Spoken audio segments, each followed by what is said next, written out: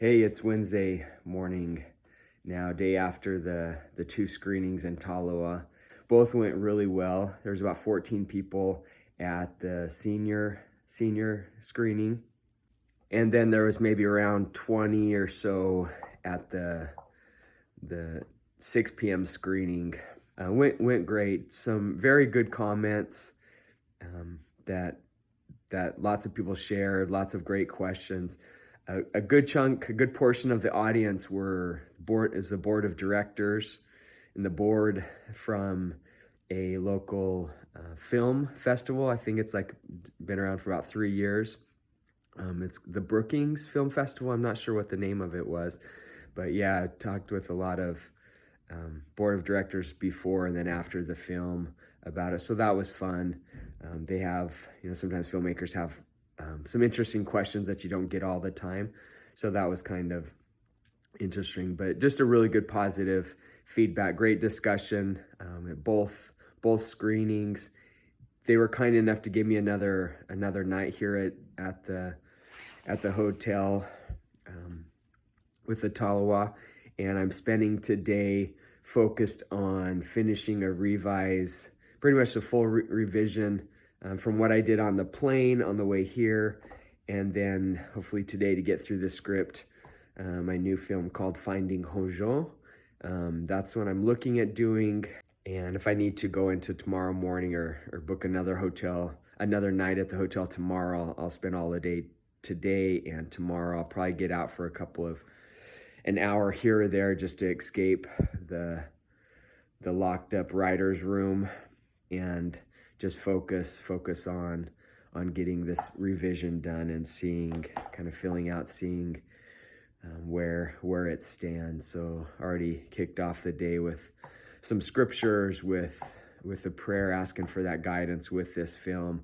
This will be another story along the lines of Turquoise Rose, Touch the Water, about a man, 60-year-old man who has an opportunity to forgive his father for a pretty rough childhood. Hoping it's a powerful film as well that can help us all to forgive ourselves, forgive others, and just to kind of release some of that baggage that we've been carrying around for however many years we have, and renewing some of those relationships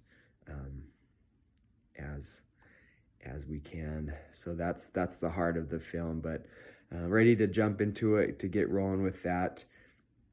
And I use a little timer at times when I need to stay focused. So this little cheap timer, baking timer, I go 60 minutes. That's kind of my sit in the seat. 60 minutes, knock it out, see where I'm at, and then just keep hitting repeat on that. Take a few breaks after those 60 minutes. Usually I write for a couple of hours when I'm in the writing zone, a couple hours in the morning a day, and can usually make pretty good progress in that amount of time. But today and tomorrow, if necessary, is going to be an extra focused, just push going through it. So it's not as extreme as I'm not staring at a blank page. And so it's easier to push some more hours in the day with some of that creative mental energy, because you're not, I feel like I have maybe a cup full or whatever that cup is a day of creative fuel. And once you kind of burn out through that, I need to kind of get away, and usually the morning time is the best time that fuel is available to roll. And so I'll do what I can to keep going with the writing process. But I'm excited. The 20 some pages I got through on the plane, or on the planes coming here. Not a whole lot of changes, still feels pretty solid. Some tightening the dialogue, some character tightening up a little bit, or decisions being made. And so I'll just continue to push through the script to see where it's at. It's been over a year. The last revise was a year in February of last year. And so I've been away from it for literally a year, and now it's getting back to see what's on the page and how we need to improve, and then the decision of, okay, is this the one we try to get off the ground, get it shot in March with a release 7 November 2025 this year. So that's the ambition. It is an ambitious project. Any film, from that's greenlit with the script to getting in theaters, and we're already down to like a little over 10 months to make that happen is quite aggressive. But we can do it. I'm trying to get a little team built, support, and just to make it happen. It was fun with the screening yesterday. One of my friends here was already, hey, what's the next one? We want to bring you back on your next one too. And so hopefully that's kind of across the board of all the friendships and relationships we're building across these VIP screenings that we had, not only with Touch the Water, but back to more than Frybird, even back to Turquoise Rose when I took it around St. Regis Mohawk up in New York and other places with that first early on experience of hitting the road with that movie. And so that's kind of the vision is hopefully have a established audience that are enjoying the films that we're making, and good relationships and friendships that we can continue to get a film out. And then I go back and basically I don't have to battle the theaters. I'll still battle theaters to get it in as many as we can, but I can put my focus on the communities that want to bring our films, that have brought our films, and do these special VIP screenings, and then try to expand that network of friends and communities that like and appreciate what we're doing. And it's kind of that win-win for everybody. So that's the big picture. My goal's been for years is to shoot a film and release a film every year.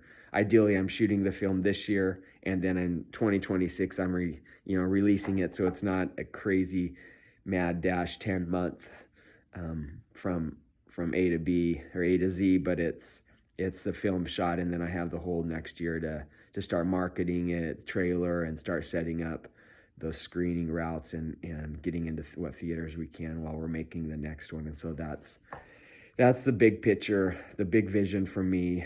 Small little full-time crew, 2 or 3 people that are pushing out one feature film, scripted narrative, one a year. And maybe once we've done that for a few years, and maybe we look at how do we push 2 out a year.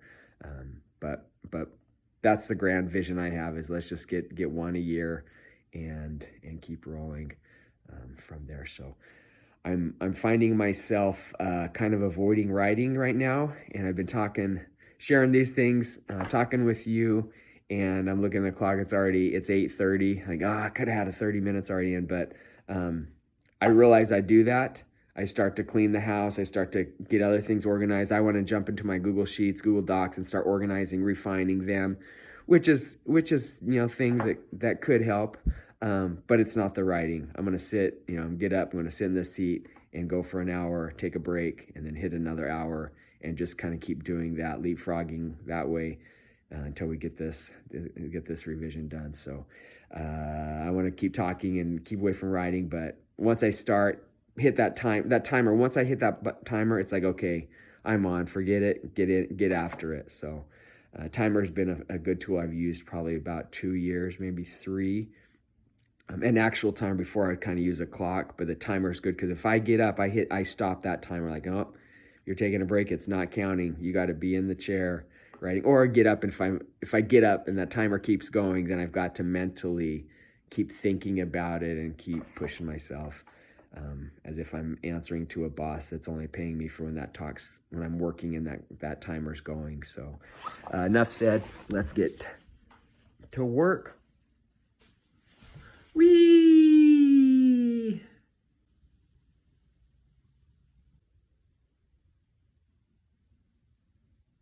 Here's my snack stash.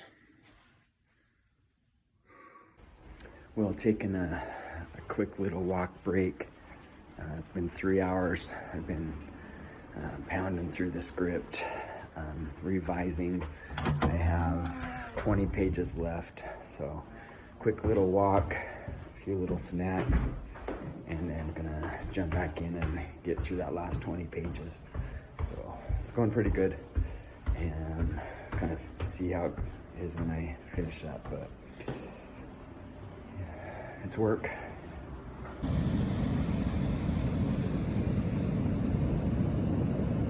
Well, what a day. Spent 4.5 hours riding, made it through the revision. I had, if that's why I'm taking a physical copy and making notes. And next step is I get to go and start entering it into the computer on the next digital draft, just to update it. So that was good.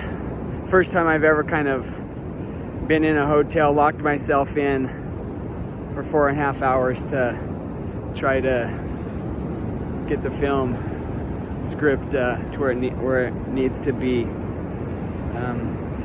After that, this afternoon, I was able to had an interview with a local radio station, and hopefully that went good. I talked a lot. Hopefully there's something good in there.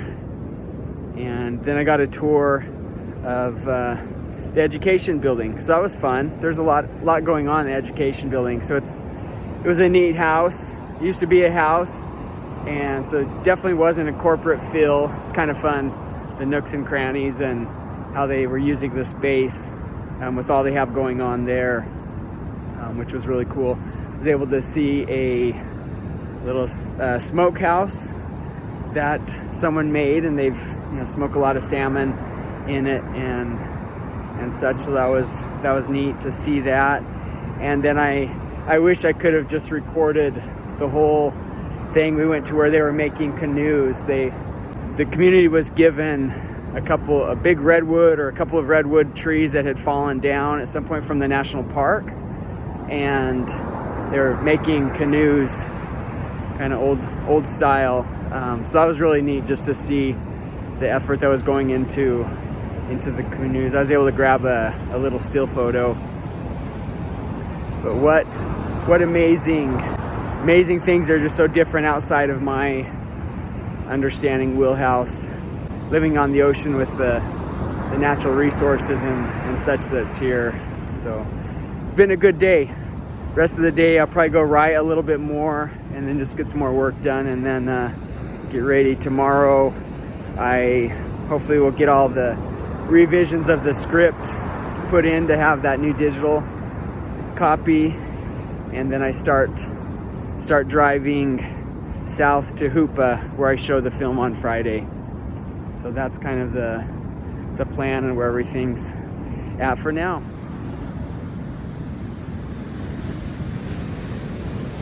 Well, I'm leaving Tolowa, Smith River area, and headed south to next stop in Hoopa. What an experience here. I was able to stay about 3 days and got to experience some really good things, meet some amazing people, show the film a couple of times, see the ocean, visit the ocean a couple of times, and even just looking at it right here, a couple hundred yards away is still pretty exciting and such. Had a couple of interviews with 2 podcasts. This has been a perfect tour stop to see, share the films and see the community and learn quite a few things that I don't know anything about, canoe making and some other some singing, dance stuff, just other ways of cooking fish, and seeing some on the documentaries about making acorn mush, and just lots of those things that really gets me excited to come back and experience some of those things and taste some of those foods. And it's lunchtime right now, so maybe food is a little more higher on my priority list, but no, just feeling really blessed. What a beautiful experience. Amazing people worked with, and now going on to that second leg of the journey to Hoopa, and then on home on Saturday. So we'll keep rolling.